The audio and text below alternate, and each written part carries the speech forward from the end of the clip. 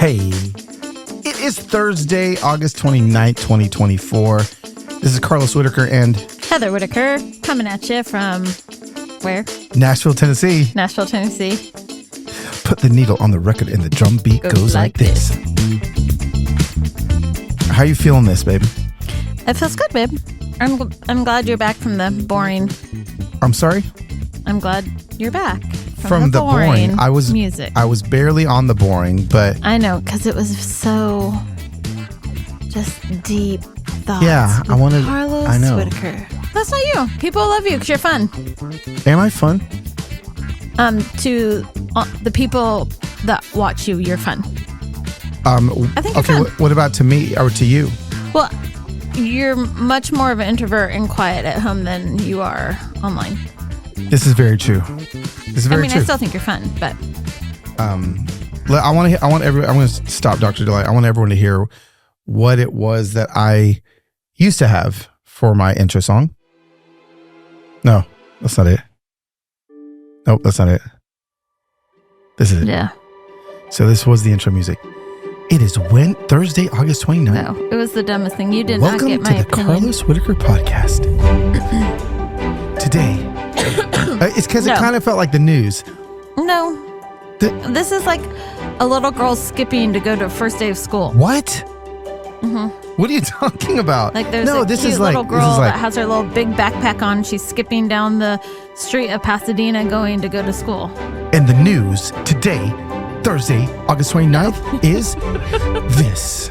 Okay. Now we hit the headlines. Okay, so you've moved the correct way. Okay, I moved the correct way. Heather, you're on the podcast today. I am here. You are you're here. Why? Because some things you make me do. And Like? I do them for you. Thank you. Thank you. Only because every once in a while something comes up and I think Heather needs to help with this conversation. And this one I can't have because I'm not a mother. Mm-hmm. And it's all about mothering. Mm-hmm. It's all about momming. It's all about but you actually started it. It's actually not, well, it's not about mothering because it's a very specific lane in mothering of some mothers. Oh, look at you being PC, helping me out. You're right. Because you can mother in different ways. Yeah. Okay, so the specific lane we're talking about in mothering, the specific lane today is what? So it was a couple weeks ago. Yes. And you asked me, what's God been teaching you lately? And I didn't have an answer for you. And then a couple days later, I realized, actually, I have been, of the many things, there's one thing that's kind of at the top of my list that I feel like I've been walking with him in. And wait, who's him? God. Oh, got it. God's a he? I'm sorry, I'm just kidding. You're such a troublemaker. Okay, go ahead. And he said, and the phrase that I have heard is just a mom. Just a mom. Uh-huh. And it is just something that in my personal space right now as a mom who has raised her kids, has one 18-year-old, but is finishing his senior year. I find myself in conversations often with people. Yeah. As we're out and about or I'm meeting new people. Oh, what do you do?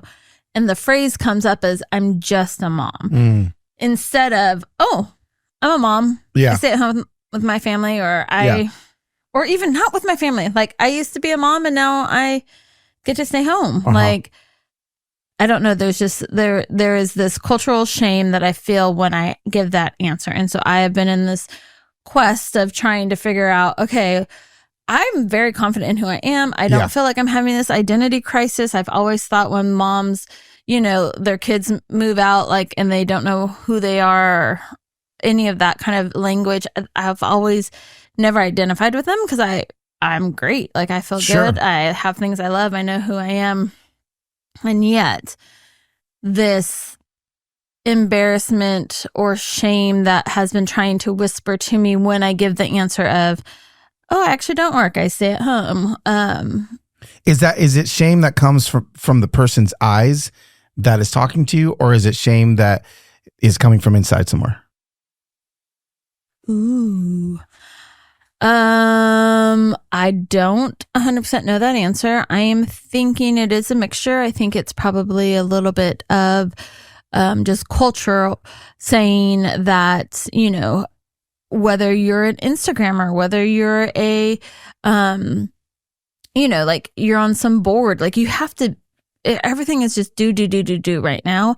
And there's not space for just being and resting and like not always have to have a title, have a mission, have a goal. Like I feel like we've gotten so wrapped up in all of that just being home, available, is not enough. So I think it's For probably maybe some filters that I view life through. Got it. Just the word just, somebody actually DM'd me and said, my therapist told me to stop putting just in front of anything. Nothing is just something. Yeah. You know, like remove that because you're just. Well, that's when you know that the answer is not validated. Mm-hmm. Is when you say just. Like if I was like, oh, I'm a mom. Right. Period. Right. Like it's almost like, oh, I'm just this. Sure. That's not. And you've always wanted to be just a mom from day one. When you were a little girl, my mom would call me Momma Heather. And why? Because I was mothering everyone, all my siblings and the dog, the cat, her. You mentioned this earlier, and you know, in 2024, which I'm grateful for the progress. I'm grateful for women's rights. I'm grateful for a lot of the things that women are able to do now that they couldn't do 50 years ago. Yeah. And because of that, and because of that gratefulness, there's more opportunities for little girls to dream about being different things. Mm-hmm. Absolutely. But there are some little girls that still dream about being a mom. Yeah. And how do we protect that in some girls that's where, you know, it's society is going to tell them from the second they step into school until the second they graduate from school that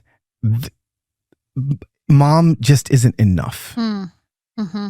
Is that something that we need to protect in some of our daughters?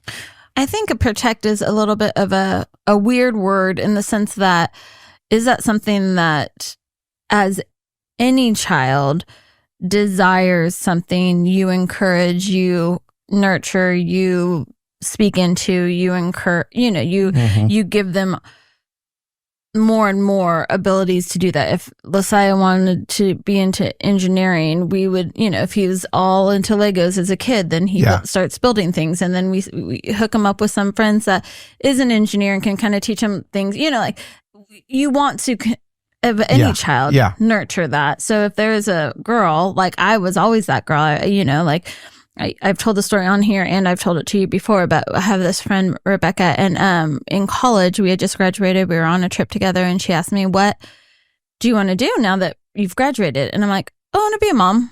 And she could not wrap her brain around that. Like she was so shocked by that. Fast forward 17 years. That conversation that we had was in California. Fast forward 17 years. We're in Tennessee. She moved here. She has moved here.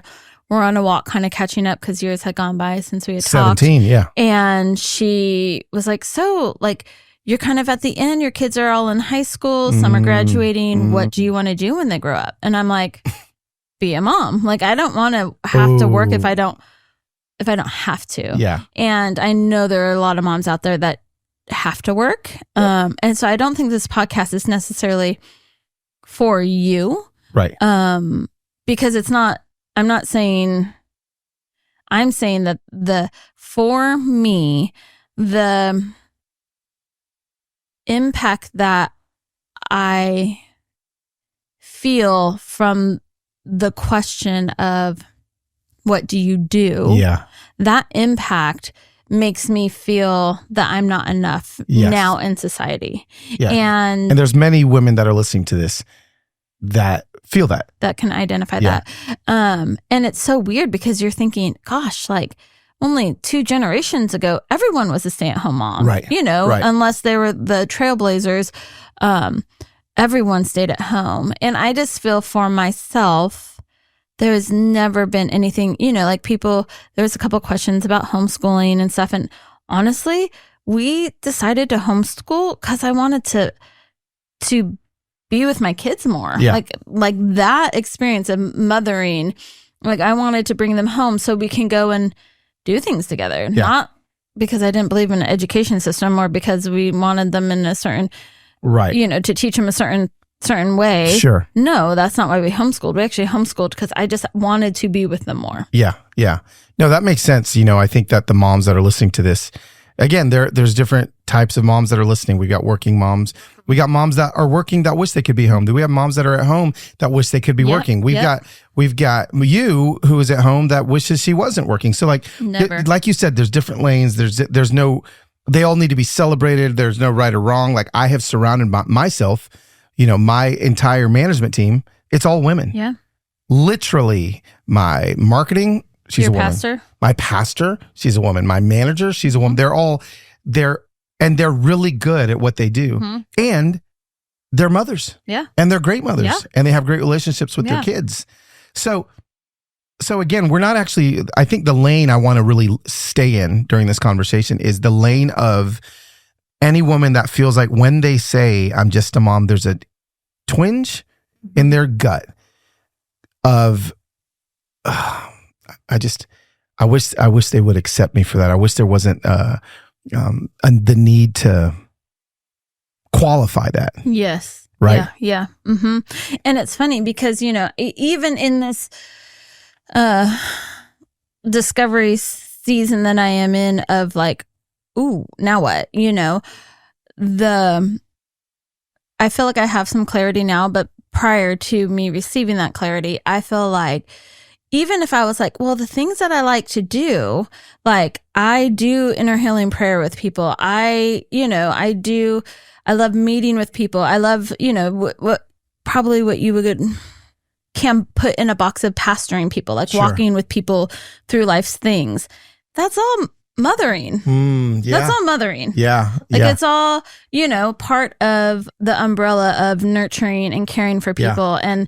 And, and so what? Because then because I don't have kids at home anymore, then it's like, oh, now I have to go into ministry and be a pastor. No, like, I don't want to be in ministry and be a pastor. You are in ministry. Am I doing ministry? And you're pastoring. Yes, I am. But I don't. Come on. But I don't want to have to go to work, go to staff meetings. I don't want to have to do that. I still want to do what I'm good at. Yeah. But I don't have to have it as a job. Well, and that's where people would say, and people would see you. Well, you should go get a job. They would see your giftings. They're like, Heather, you're so gifted at this. Mm-hmm. And it's like, okay, sweet. So I'm going to do it. Well, no. Do it and get paid for it. Yeah. Then it means something. Yes, 100%. Oh, we're itching on something here. We're scratching on something here. I just feel that, it's like we just need to rewire society's brains into thinking just because you don't get paid for something doesn't mean A, you're not doing it, and B, you're not better than some of the people that are getting paid to do it. Sure. Just a mom. I know that there's women that are listening to this that are. It feels like the DMs I got, there was like 2 seasons of questioning the if should I continue to just be a mom. It was the season of they've had toddlers, their life was crazy with babies and toddlers, and then now all their kids are in school. Yeah, and then it's almost like the same thing as what you're doing now. And then you had them in school, and you're doing, well, you were homeschooling them, but you're doing all the things, the teenage things are going, practice all the things, and then now they're out of the house. And what I kept seeing in my DMs or the question box was, how do I reconcile staying home and not working from 8 to 3 when the kids are working? Like, am I supposed to go to work? What am I supposed to do? Well, and I think obviously the amount of different possibilities out there are endless, right? Like there are moms that should go and get a job and financially help. There are moms that for their mental space should go get a job. There are moms that, there's just so many different possibilities of answering that to you. But for you, not to you. But I feel like as a mom, I may be pushing some boundaries here, and you may have to come and clean it up for a minute. I'll just, her email is Heather Whittaker at. But I honestly feel like we only have 24 hours in a day, and we try to fit too much in those 24 hours. And for me and my house, I cannot stay on top of everything that needs to get done. And I'm not going and getting my nails done. Not that that's bad. I'm not a part of a social club. Not that that's bad. But like I, like for me, to get up, have breakfast, to go and do some sort of exercise, to read my Bible, to then do the dishes, to then shop for lunch, or you know what I mean? Like that concept, it's so full. Like the day is so full. And I don't have anybody at home that is needing me to pick up or to go pick up their toys or, Right. And so I feel like for me personally, and we have the ability to live within our means. I can't imagine adding a job to this life. Yeah. I can't imagine. Yeah. I just would not be as available to, well, actually, let me take it back. I can imagine it because last year, I worked full time. Oh, yeah. As a wedding planner. You were a wedding planner. 100%. I worked probably 50 hours a week for at least 6 months. Yeah. And my friends suffered. You know what I mean? So many things that I value. Like we didn't have people over for dinner because it doesn't have time. There was just so many things that I actually feel like are me. Are you? And I had to say no to and not do. To you, yes. Because I was working full time. Yeah. And I'm like, how do mothers out there do this? Like, I don't understand. And so for me, I want to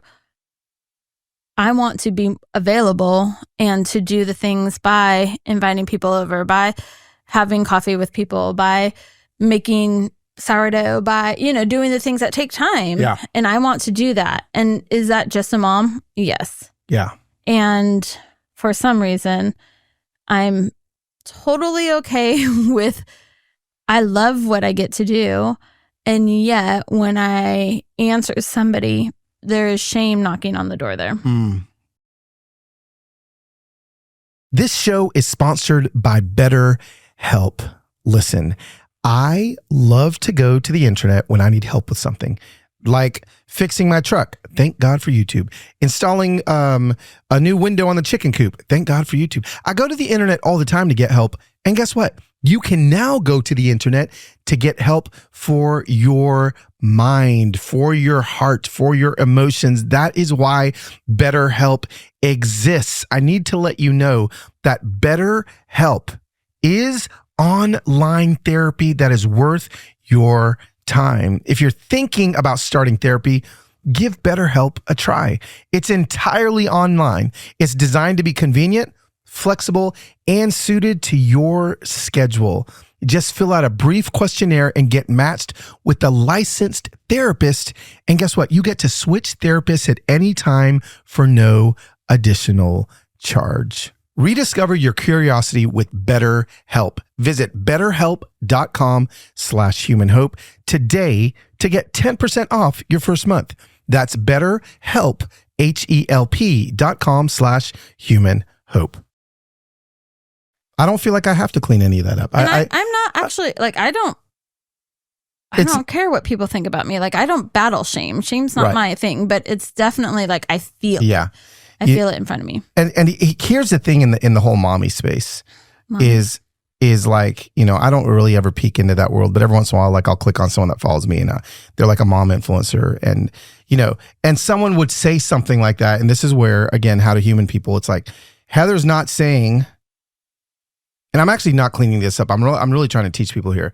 If what Heather just said about, I had a full-time job and I wasn't able to be there for this, and I wasn't able to have meals with things, and because I had Heather's not looking at you in the camera and saying, if you have a full-time job, you're not available for your kids. You're not like, we have to get to the point, especially in all of these spaces where we can hear one person and how work had affected their life. Because for me, I need at least 8 to 10 hours of sleep every night. Yes. For me, I need quiet time where I can sit for an hour on the couch. Yeah. For me, I need. Yes. And that just adds up. Like those spaces add up to where I'm at hours. Yeah. And so for me, I know lots of moms that get 6 hours of sleep a night. Or like we think of Alex and just how like she legitimately goes nonstop. Mm-hmm. She's built different than you. Yeah. But she's not cooking. Right. She's not making sourdough at home. Right. She's not having dinner parties at her house. So there are things. There's always going to be give and take. Yeah, there's give and take. Like it's impossible to be the perfect. I work full time. I host full time. Yep. I clean full time. I do parties full time. So good. And then I'm healthy and exercising and eating correctly. You know what I mean? There's just not enough time. There's always going to be give and take. Yes. There's always things that people are going to, give and take. Take. Well, and here's the thing. It's like you were able to have that full-time wedding planner job. Mm-hmm. You were able to do all those things that you didn't get paid for. Mm-hmm. But you had to sacrifice a lot of relationships, a lot of friends and things like that. And at the end of the day, some working moms that choose to work for this reason, we have one car that's barely working. Like every light is on, and the brakes are shaking, and we're like, you know what, we're gonna have to wait until the middle of September before we can take it in. Whereas if you had a job, we could go guess what, we could go fix it today. We have 2 cars. We'd have 2 cars, first of all. 3. Well, I would probably have one too. Totally. Mm-hmm. But like, again, like, so there's things that we don't have because you're not working, and there's been plenty of times that you've been like, should I go get a job? Mm-hmm. I do ask him that all the time. Yeah. Do you want me to go get a job? And I'm like, no. Like, and also I don't want you to go get a job because all the kids are graduating from high school and moving out and the world is telling you that you somehow need a job right now. I just, that's the pain point. Yeah. That's the pain point of identity is a big word. I don't feel like your identity is. No, but I will say that I've done the work there. I do think that my family early years of marriage was an idol of mine. Yeah. I've done that work, but I do think that a lot of moms have their family, their kids, that's a word, as idols. Yeah. Wow. Yeah. Wow. What is it? What does that look like? Like someone's like, well, what does that mean? Is my family an idol? Like what did that look like for you? I think there was an overwhelming fear of losing the family. Yeah. I think that there was I think my identity was my family. I think like when I pulled everything back, if I lost my family, if I lost the title of mom of Sohela, Sayana, and Losiah, like, who am I? And I had to get to that place before. That's the question. Before I could actually be free from the idol of my family. How does somebody that is like idolizing their family and their role as a mom and how does somebody make sure that that's not an idol?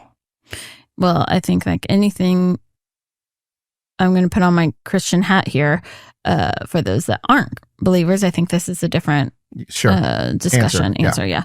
I think, you have to get to the place where you are hearing God, you are listening to Holy Spirit, and they then guide you into this answer. So, okay, God, like I am feeling overwhelmed with the idea, or I had major fear of you guys dying or the kids dying early on, and well, your dad died. Yeah. And so, that kind of brought into understanding of, this could happen at any point. And I really listened to that fear and I, allowed that to take part until Holy Spirit came and was like, were you there the day that I formed the oceans? Were you there the day that I gave breath? Were you there? And like kind of question me like, were you there? Like, I I'm big, you know, and so at that point I had a moment of confessing and really going, oh, like you're bigger than. I don't think I ever knew this.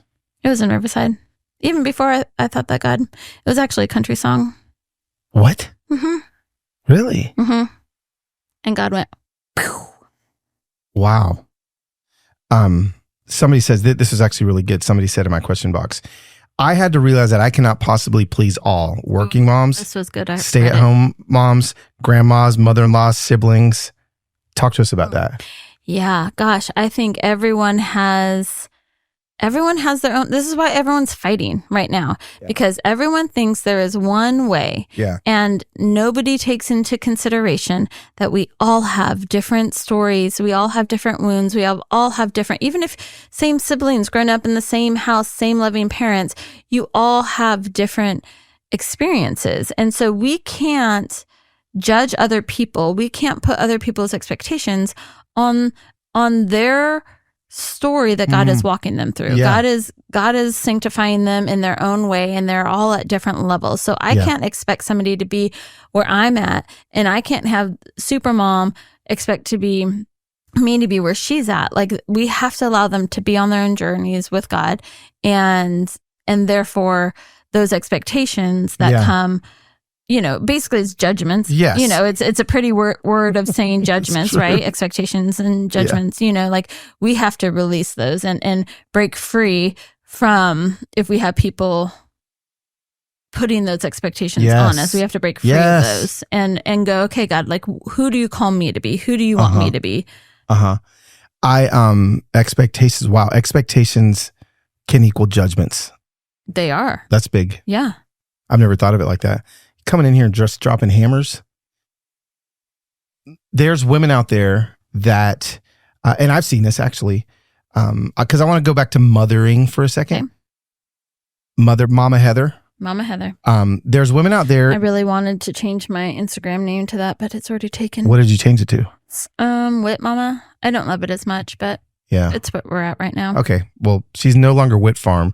The farm is done. I'm not farming right now. I'm still farming, but it's not. Yeah. Sidetrack. There are women that are, talk to me about women that have the innate mothering, not gene ever. I feel like, you know, there's women out there that don't have kids that are still mothering people. Yes. And I say that because your kids are about to all fly the coop. Right. And you're still mothering people. There's single women out there that can still mother people. Mothering is an action. Yeah.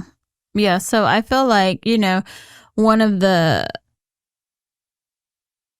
not lessons, but one of the things I've become aware to in the last couple weeks is how much I am a mother to others. And I mean, I know that kids are here all the time. I know that, you know, like my door is open, and of course that's all part of mothering, but I've really realized, oh wow, like, and it wasn't the kids that like we're close to. Sure, it's not like, oh, these are my kids' best friends. It's like the kids that like come over once and they're like, you're like a second mom to me. And I'm like, I haven't even done anything to you. But that is what actually brought my attention to like, oh wow, like people see me as this, even if I'm not doing it. Like, I expect Holly Seeley to be like, you're a second mom to me. Yeah, because I am. I parent her. I show up for her. I love her.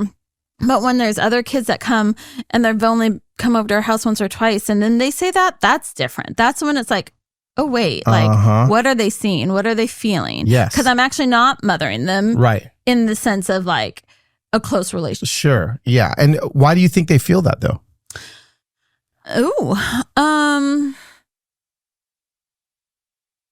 mean, I can say the logical things of the doors open, I feed them, I am kind to them, and or that's who I am. Yeah. It's just in you. Mm-hmm. What were you looking at? Something I thought there was a spider outside, and I didn't know if it was inside. I like that answer. That's who you are. It just comes out of you. It is sweltering hot here in Nashville, Tennessee, and I am drinking more water than I have all year long. especially because I'm outside playing pickleball at least 2 hours a day. I'm drinking at least a gallon of water during that time. And guess what? That water just doesn't come from my tap. No, it comes through my AquaTru filter. That's why I want you to go check out AquaTru, because AquaTru air purifiers use a 4-stage reverse osmosis purification process, and their countertop purifiers, which is what we have, work with zero installation or plumbing. It removes 15 times more contaminants than ordinary pitcher filters and are specifically designed to combat chemicals like PFAS in your water supply. I use my AquaTru every single day. I fill up my gallon pitcher with AquaTru water every single day. Also, long-term exposure to high concentrations of PFAS can potentially lead to adverse health effects like cancer. Right? It can lead to adverse health effects like liver toxicity. And there's so many things that AquaTru removes. I'm grateful for it. The filters, they're affordable and they're long lasting. You don't have to change the filter every 2 or 3 months. AquaTru filters last from 6 months to 2 years. Just one set of filters from their classic purifier makes the equivalent of, get this, 4,500 bottles of water. That's less than 3 cents a bottle. Put that in your calculator and figure that out. Plus, you'll save the environment from tons of plastic waste. I can truly taste the difference, and I'm so grateful for my AquaTru purifier. It got delivered straight to my door and was so easy to set up. AquaTru comes with a 30-day money-back guarantee and even makes a great gift. Today, my listeners receive 20% off any AquaTru purifier. Just go to aquatru.com. That's AQUATRU.com and enter code HUMANHOPE at checkout. That's 20% off any AquaTru water purifier when you go to aquatru.com and use promo code HUMANHOPE. I watched my mom feel purposeless in her empty nest years. Mm-hmm. How do I not repeat that? Yeah, I think you work at the beginning to not have your identity be the kids at home. Yeah, there it is. Because yeah, all the kids are about to go and you I don't feel like you've lost purpose. No. Yeah, no, that's good. Yeah, I mean, you just make sure that, you don't mother me, but you just make sure that I, maybe you do mother me a little bit. And I've got my mom across the street. It's horrible. How do you balance wanting to fulfill other parts of your calling while making family the first thing? Okay. So there's definitely women out there. I think we're talking about a friend Amber. Yeah. We're talking about a friend Amber who loves being a mom. She worked with me, and then but she's got a desire in herself to there's other callings in her besides just her kids. Mm-hmm. How do you fulfill that? How do you balance wanting to fulfill the other parts of your calling while making your family the first thing? Yeah, I think you ask yourself, am I to go back to work? And again, this is going to be very Holy Spirit answer. Yeah. He's going to answer for you. So I think that if it is a season where, stay home, be there with your kids, on the side, do something that still inspires you. Yeah. Obviously there has to be boundaries, but if you love to paint, make sure you have a time in your day to paint. Whatever that may look like. And then also you get to dream about the future. Right. We haven't always, we dream all the time of what we're longing for. Mm-hmm. If we had everything, totally, then life would actually be kind of boring. But that hope and anticipation and that longing and that focus, I think, I think you need to be careful to not allow bitterness and resentment come in. Yeah. Even judgment from, you get to stay home. That's nice. Must be nice. Right. Right. That's judgment. You don't know our circumstances. Yeah. Just like I don't know yours, so. Yeah, I like that. No, that's good. If someone asked, this really doesn't have to do with this, but I do like when you answer this question. Now that your kids are older, anything Heather would do differently in the little years? I just said this earlier this morning. There are 2 things that I would do differently. I would go and buy land and live on some land. And I never did it because we were always in community. And I always thought that I would lose that community.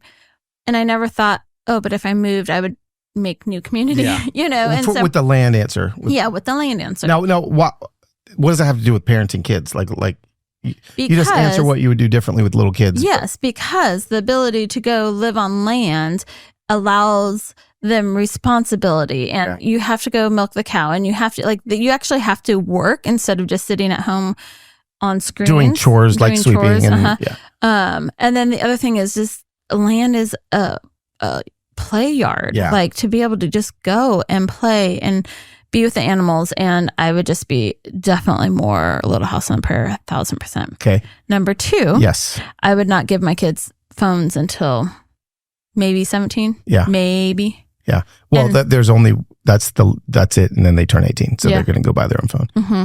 Yeah, I would not give them phones. I would give them other ability, like maybe a burner phone or something that they can call if they need. Well, a burner phone, just so you know, babe, so your definitions are secret phones that people have. I knew that, but somebody said it last night. Somebody said that last night, so that's why I was like, oh, I must be out of date. No. That would be like what Jason Bourne has, a burner phone. He can get rid of it. Yes, that burns. I get it. So a flip phone. Yes, that's better. There we go. Okay, just not not a porn machine. Yes. I mean, let's just be honest. Like not a comparison machine or I'm bored, and so I'm staring at a screen machine. It doesn't have to be, it's just we have lost the art of one-on-one communication. We have lost the art of being bored and figuring out something to do and being creative. We've lost the art of going out and just walking. It does, and our kids are suffering. Yeah. No, it's true. It's true. So those are my 2 things. Buying land so that the they kids kind of go hand in hand. Yeah, because then now your kids aren't going to be on your phone because they're going to be, and just wait as long as you can. Wait as long as you can to give them, wait as long as you can. So the age is going to be different for everybody, but the idea I think is the same. Okay, that was a good answer. That's why I asked you that question. Stay-at-home mom here in the thick of it all with 3 under 3. So overwhelmed of balancing it all.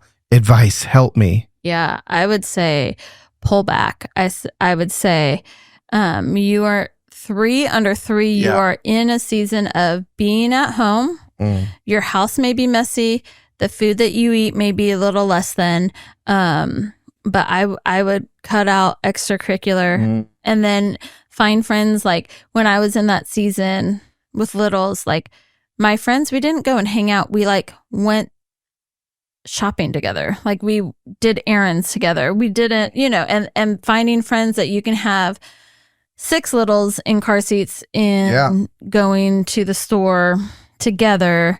And that's how you have community. So I would just stop doing all the things and just really embrace that time of, woo, I am in it. I'm at home. What's the things that can, make me, where can I find rest in this? How can I ask for help? There's lots of people. I know lots of moms that are drowning.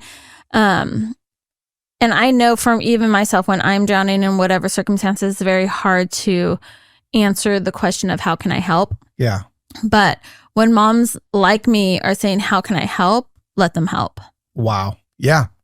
Because a lot of times we don't feel like letting somebody, that's like control at that point. Like you're almost admitting defeat, right?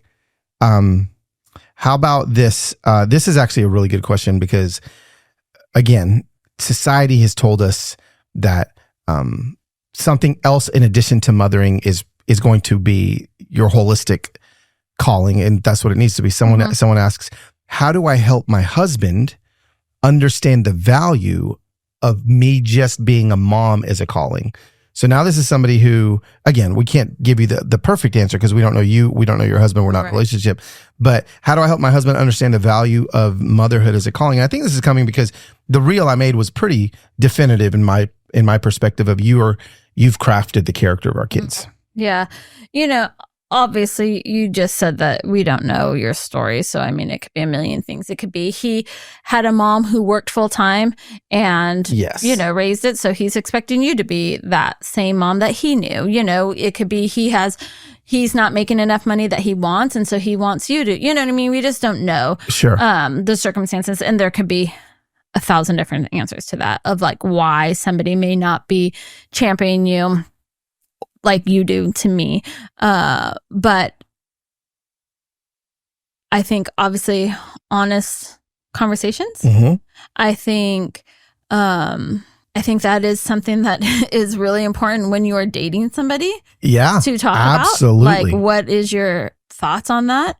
And really understanding the why he is where he is. Instead of trying to change him, your job is to actually try to find out why he believes that. And then you can come around and say, like, I know, for example, if his mom was a hardworking mom, worked full time. Yeah. And yet he thinks he has the best mom ever and had the best childhood. Like, that is what he's trying to recreate. So once you can understand that, then you can come and say, I love your mom. I see how great she was at this, but my desire is to have it look a little bit more in this context, and just come, instead of trying to change somebody's mind. You're never going to change somebody's mind, but you come to understand why they think the way they think, and then try to help them understand. Because when you're going, hey, tell me why you're thinking that, then they get to go, but why is she thinking like that? Yes. And so. No, that's good. Good job, babe. That was a little bit of your psychology degree coming in there. That's amazing. I think that's good. Okay. That feels good. I mean, obviously we can talk about this again, for a long time. I think this is not about mothering. Right. Like, again, this is really, I think, the conversation that was prematurely dropped here on the Instagram or internet, in the sense of, I don't feel like I fully unpacked. I know that I'm walking through the season of feeling the tension when I say I'm just a mom, especially since I don't have toddlers and I don't have little kids. It's less acceptable. And so because of that, I had this conversation with Carlos about just how God is showing me how, like, yes, I was a mom. Well, technically still I am a mom. Yes, but very much. But mothering is actually who I am. Yes. Like, and then learning to step into that. And And when you're 55, 65, 75, I 85, hope to be a mom, you're still a mom. and grandma and great grandma. Yeah. And then it's actually, I think There's about it. nothing else in the world I'd rather do. Well, and I keep thinking, like, it actually gets bigger. Yeah. Your responsibility as a mother gets bigger, not smaller, when your kids get older. It just, right? I know. I thought I was momming hard when I had 2 kids, and they were, they would have been 2 and 3, whatever. I thought, wow, I was really momming hard. But yeah, it is a different game when they are older.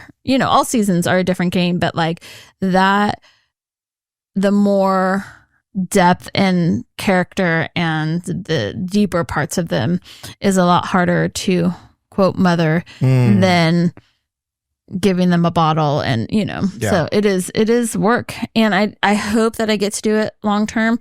I hope that it is. I just am excited to keep being available, being there for being the version of people, you that you feel called to be, and you just continuing that on. Oops. Hey, sorry, I hit the wrong button. Heather? Am I done? Not yet, not until the beat drops. My ear kind of hurts from these headphones. But hold on, I want you to hear it. Ready? Let's put the needle on the record. What? Put the needle on the record and the drum beat goes like this. Thanks for being here. You're welcome. You can take Bye. the headphones off now. Woo. Wow, babe. That was good. Just so everybody knows, we actually recorded that twice. Like, we sat here and recorded an entire conversation. And then I went to pick up my son from Chick-fil-A, and I came home and Heather goes, let's do it again. So there's a whole other conversation out there that some of you, most of you, all of you will never hear. Thanks for hanging out. We kind of cut the last end of the pillars of Don't Stand on Issues, Walk with People. That'll be back next week. And I just appreciate all you mamas, the ones that are working, the ones that are at home, the ones that are in between, the grandmas, the great grandmas, all of you, the mamas that are momming and you don't even have no kids. I'm grateful that you're all here. Thanks for listening. Thanks for hanging out. I'll see you next week on another episode of the Carlos Whittaker podcast.